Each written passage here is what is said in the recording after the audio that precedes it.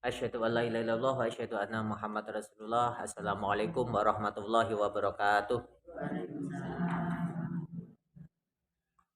Ila khabratin Nabi Mustafa Muhammad sallallahu alaihi wasallam wa ala alihi wa Al-Fatihah. A'udzu billahi minasyaitonir rajim. Bismillahirrahmanirrahim. Iyyaka na'budu wa iyyaka nasta'in.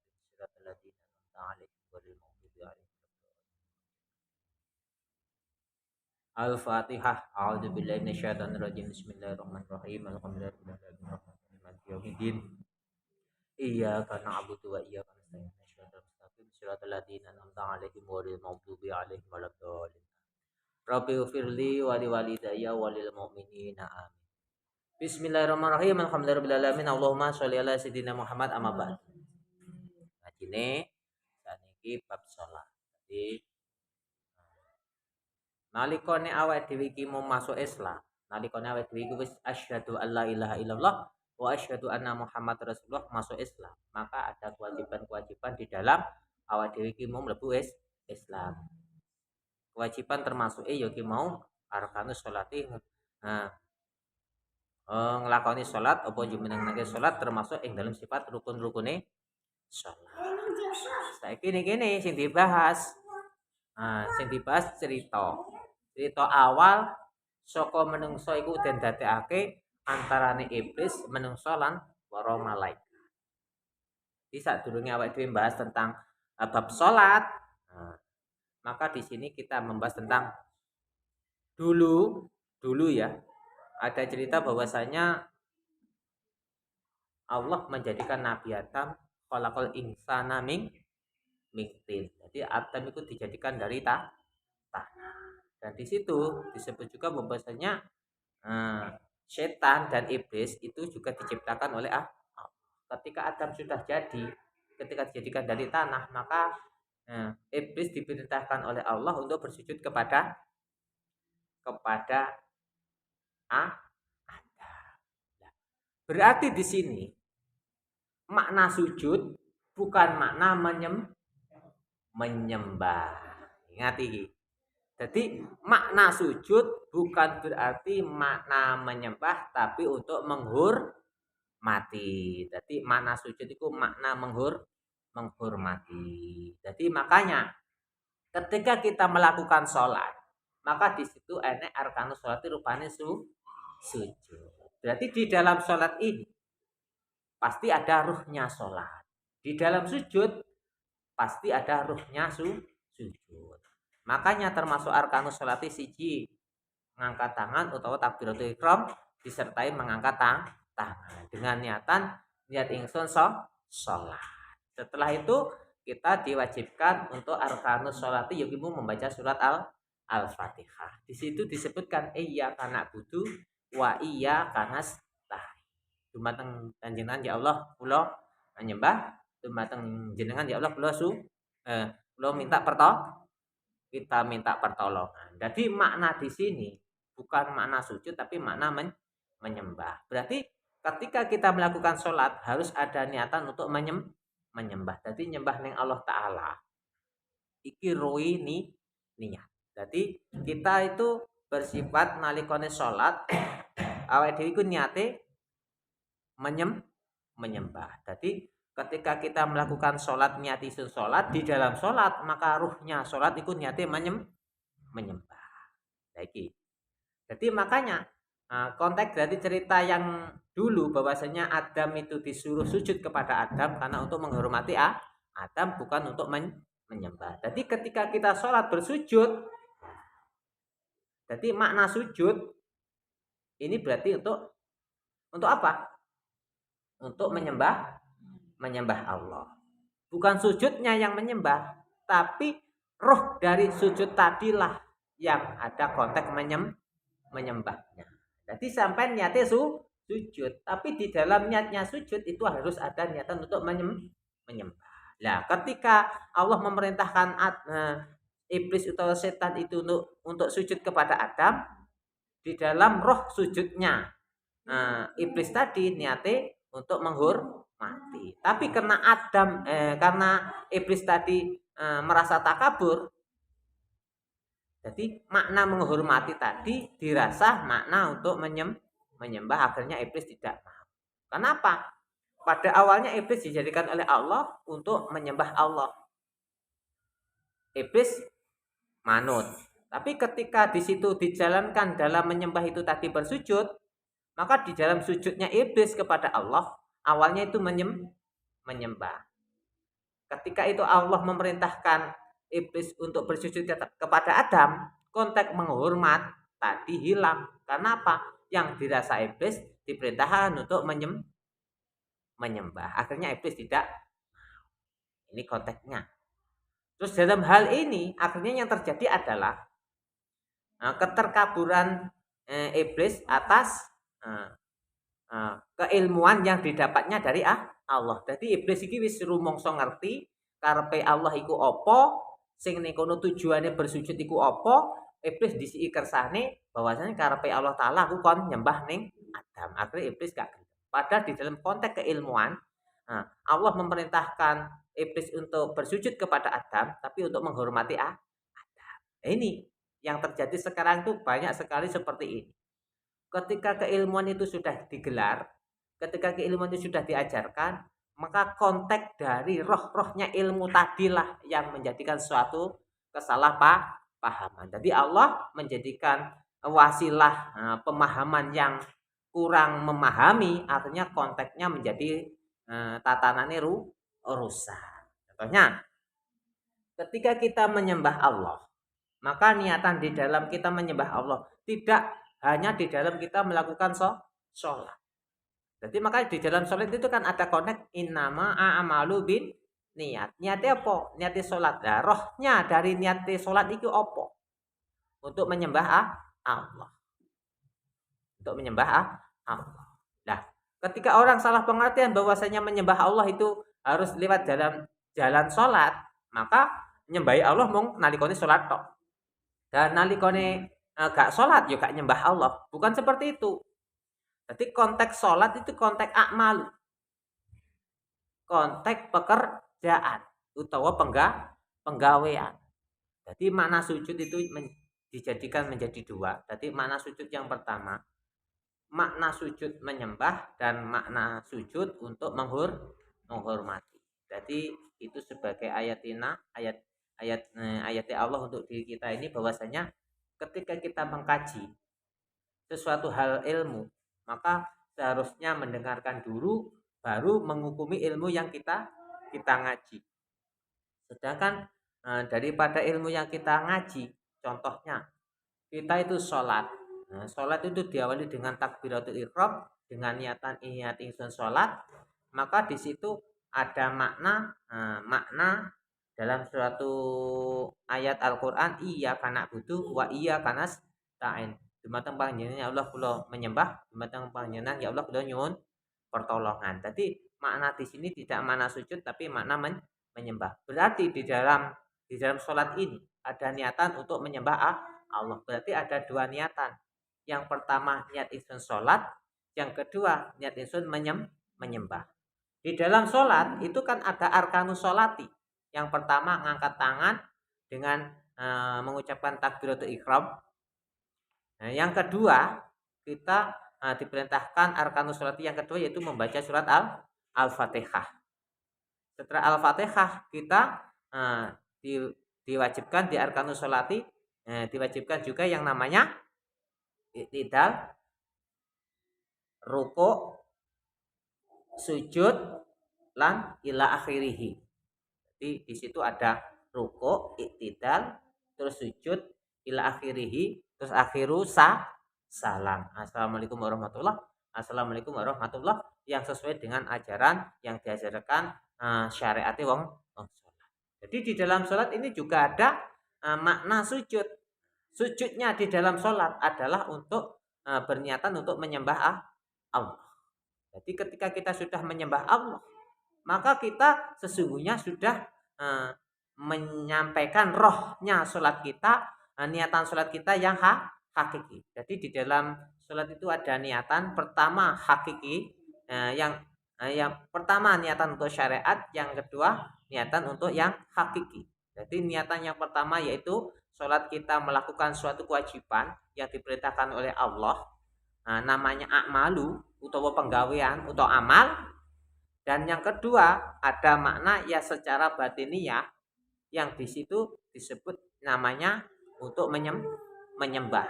Jadi di dalam kita melakukan sholat, kita itu harus ada niatan pertama sholat, yang kedua niatan menyembah Allah. Jadi di situ makanya ada bahasa sujud. Nah, sujud di dalam sholat itu makna menyembah. Jadi ketika Allah memerintahkan iblis untuk bersujud kepada Adam, makna sujudnya itu mau menghormati. Terus ketika Allah memerintahkan umat Muhammad untuk melakukan sholat, makna sujud untuk menyembah. Itu bedanya. Jadi ketika kita cuma niatnya sholat, berarti di sini cuma ada a'malu. Innama a'malu binniat. Niatnya apa sholat ki mau? Kalau niatnya sholat cuma jumenengake sholat, maka kita akan mendebatkan ngeteke sholat. Jadi mek terima intuke ngateke sholat utawa dadine sholat. Jadi innama a'malu binniat. Lah niatnya awake sholat duhur, asar, maghrib, isya, subuh. Yang kita dapatkan Allah menjadikan sholat duhur, asar, maghrib, isya, subuh. Tapi kalau kita niati sholat untuk menyembah Allah, maka Allah juga memberikan suatu kejadian bahwasanya Allah menjadikan sholatmu minangka menjadi wasilah untuk kamu menyembah Allah. Ini bedanya.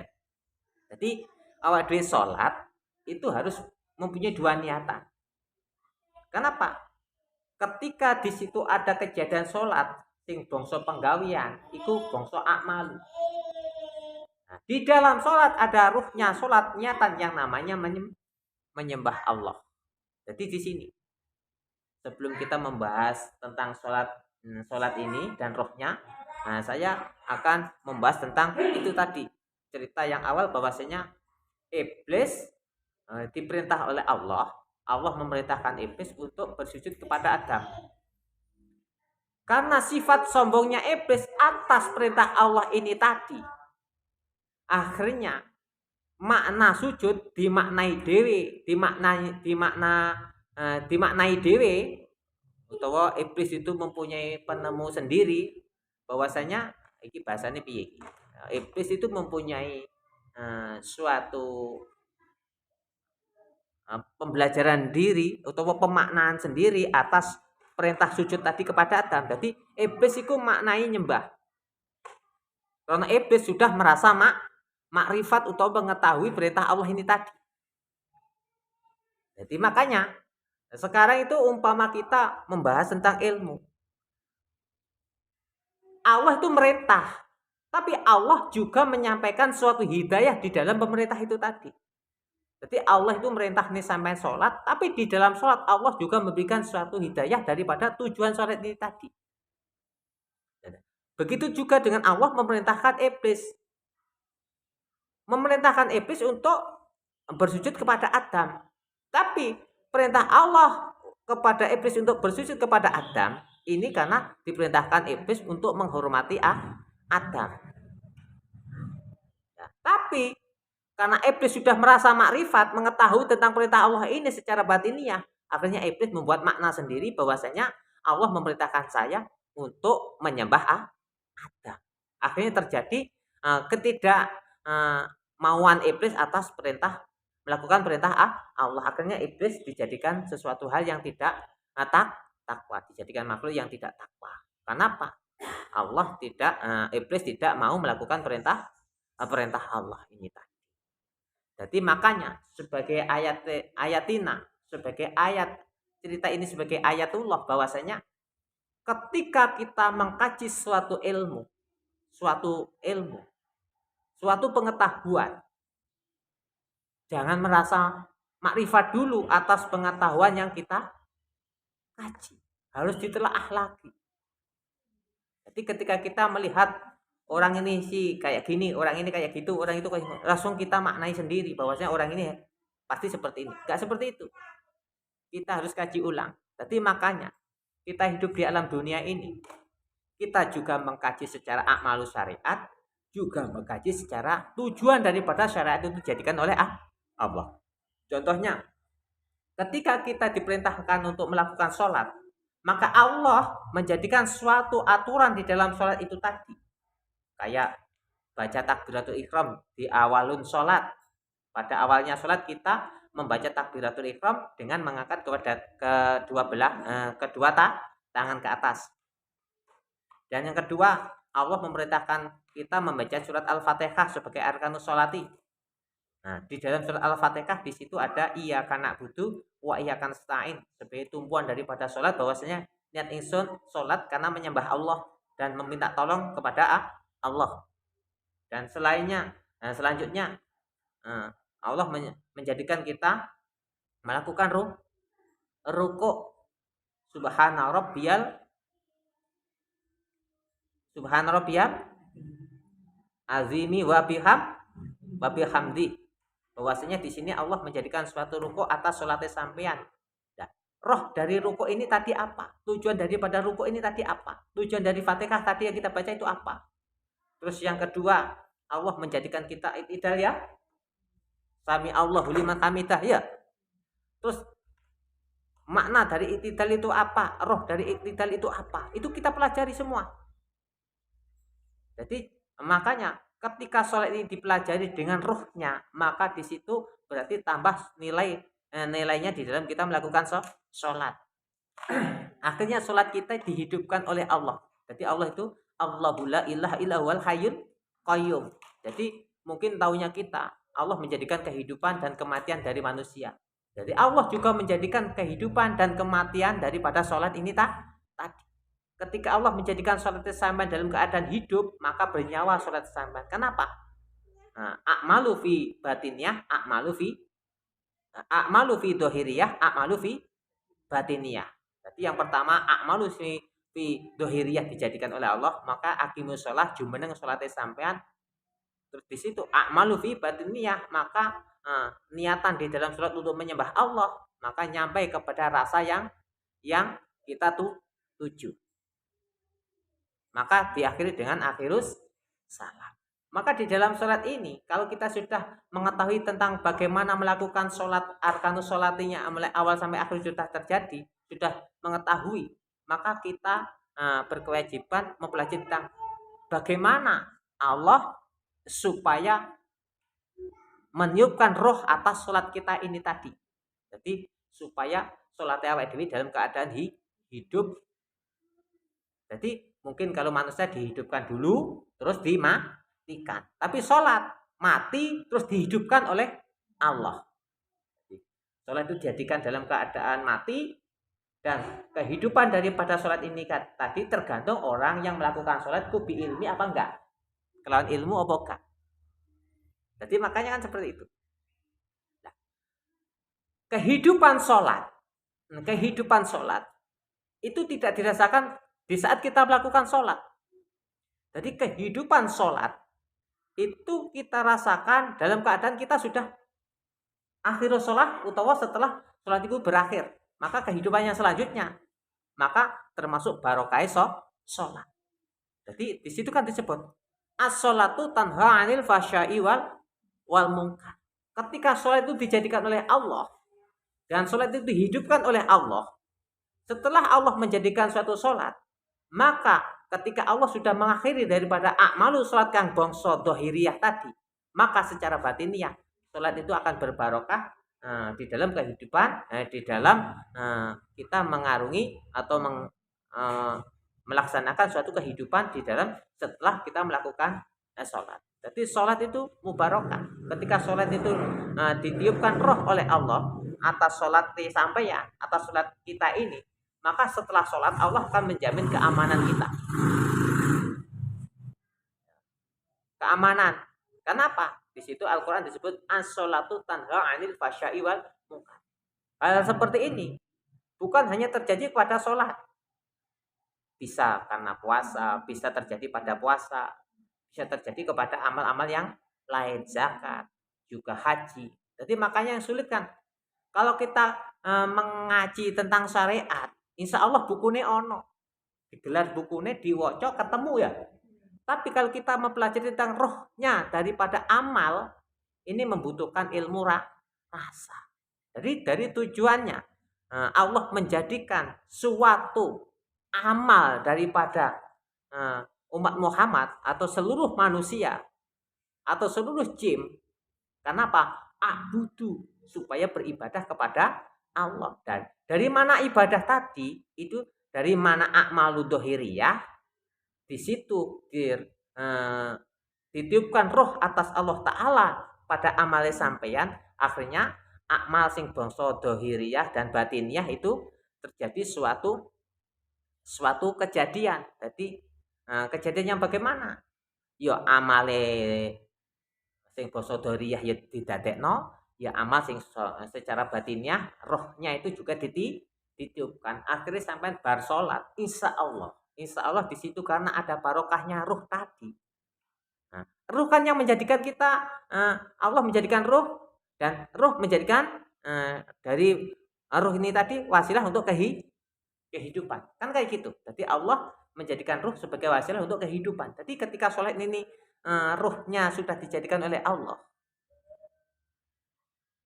maka sholatnya itu akan mubarakah.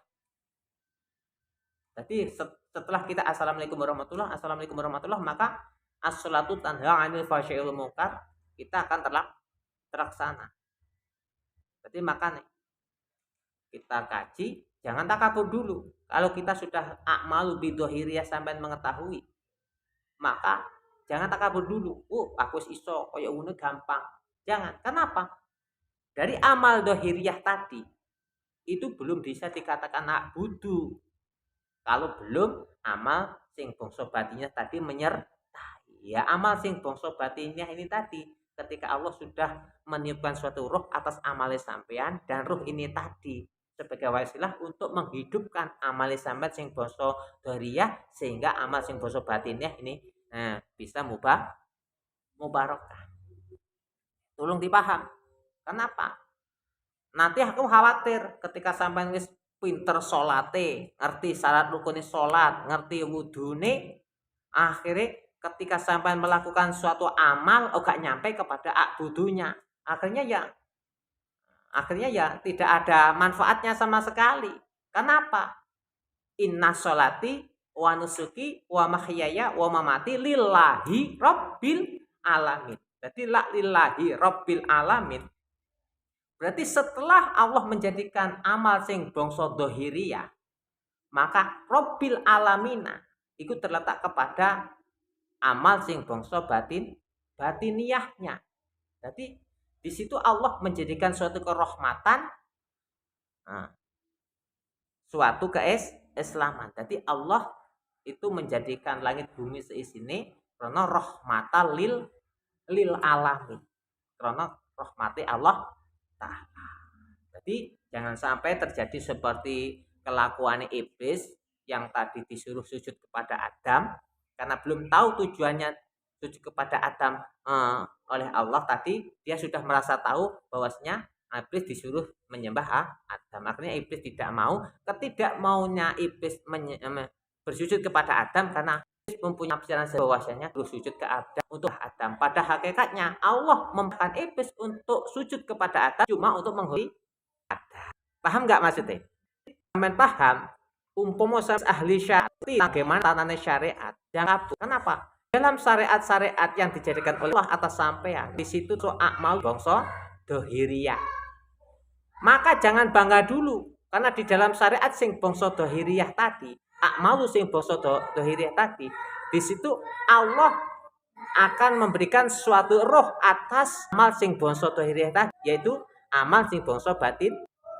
Keduanya nyampe pas ibsaman, maka baru dinamakan ma khalaqun nawal insa illa lidu, baru abudu. Jadi Allah dadi langsung mung tujuane beribadah pada Allah. Lah makna ibadah itu terletak kepada makna sing bangsa akmalu sing dohiriyah, dan Allah menaruh suatu roh atas akmalune sampean sing bangsa dohiriyah, kemudian terjeruh sing batiniyah ing amale sampai. Jadi falillahi ta'ala, makna lillahi ta'ala itulah letak daripada naruh suatu kehidupan daripada amal. Paham nggak? Kayak paham nggak? Coba boleh tahu. Jadi akmalu sing basa dhahiriyah kalau sudah jadi, maka di situ kita wajib mencari ilmu. Nah, bagaimana Allah supaya menaruh ruh kehidupan atas akmalune sampean sing basa dhahira sehingga terciptalah ruh sing bangsa akmalu kang bangsa batiniah. Akhirnya dohir batin sampeyan iki salat nyembah Gusti Allah. Jadi innama a'malu bin niat. Makanya ada niat isun salat, enek niat lillahi ta'ala. Niat isun salat ndadekake Gusti Allah ing salate sampean, niat lillahi ta'ala.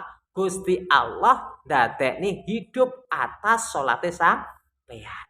Akhirnya terjadi wa ma khalaqtul jinna wal insa illa liya'budun. Dan akhirnya inna sholati wa nusuki wa mahyaya wa mamati lillahi rabbil alamin. Akhirnya terjadi pembuktian bahwasanya apa yang disebut dari dalam Al-Qur'an yang didawuhkan oleh Allah di dalam Al-Qur'an, as-sholatu tanha 'anil fahsya'i wal munkar akan terlaksana. Sampean akan dibuat aman oleh Allah daripada sesuatu hal yang dari kekejian dan kemungkaran. Karena apa? Salat sampean sudah dihidupkan oleh Allah dan mubarakah. Paham ya?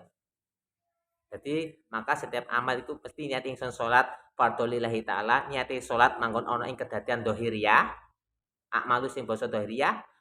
Terus nikono niat ingsun lillahi taala di dalam salate sampean manggon ana ing akmalu sing bangsa batiniyah. Usikum wa nafsi bitaqwallah. Wassalamualaikum warahmatullahi wabarakatuh.